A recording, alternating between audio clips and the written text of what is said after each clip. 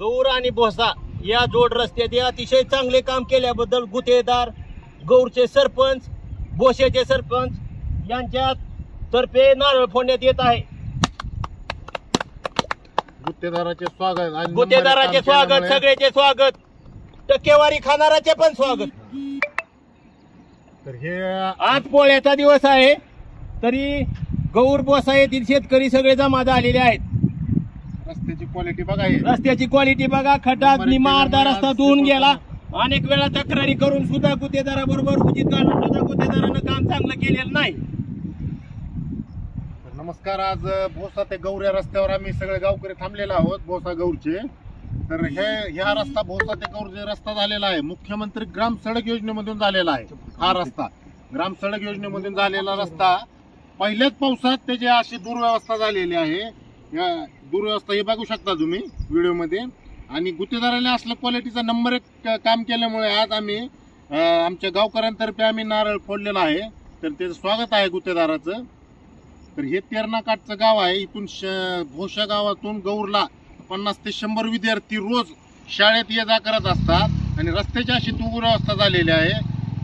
तर त्या गुत्तेदारांनी काय क्वालिटीचा रस्ता केला हे तुम्ही बघू शकता।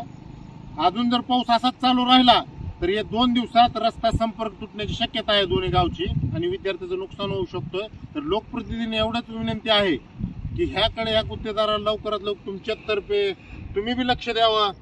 एकतर 70 वर्षापासून आम्ही तरसत होतो की हा रस्ता व्हावा, झालाय तर या पहिल्याच पावसात असल्या अवस्था झालेली आहे। तर गुत्तेदाराचं चांगल्या प्रकारे स्वागत आहे, गुत्तेदाराने 1 नंबर काम केल्यामुळे। स्वातंत्र्य प्राप्तीपासून आणि एकदाही भोसा गावाला एसटी गेलेली नाही। तर एसटी साठी आमचा प्रयत्न होता, पण असल्या रस्त्यामुळे एसटी वाला सुद्धा रिजेक्ट केलेला आहे रस्ता, की रस्ता असा कसा झालाय म्हणून एसटी वाले म्हणून गेलेत। मग कसला रस्ता आहे? धन्यवाद त्या गुत्तेदाराचे।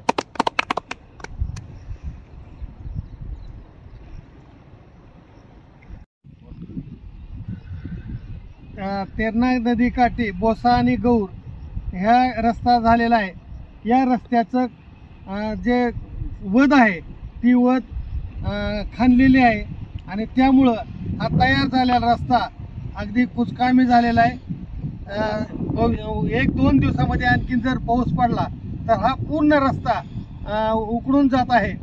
तर त्या दृष्टिकोनातून गुत्तेदार असोत किंवा लोकप्रतिनिधी असोत यांनी ताबडतोब या रस्त्याची व्यवस्था करावी, अन्यथा भोसा आणि गौर या दोन्ही गावातील लोक आपल्याला रस्त्यासाठी आंदोलन करणार आहेत।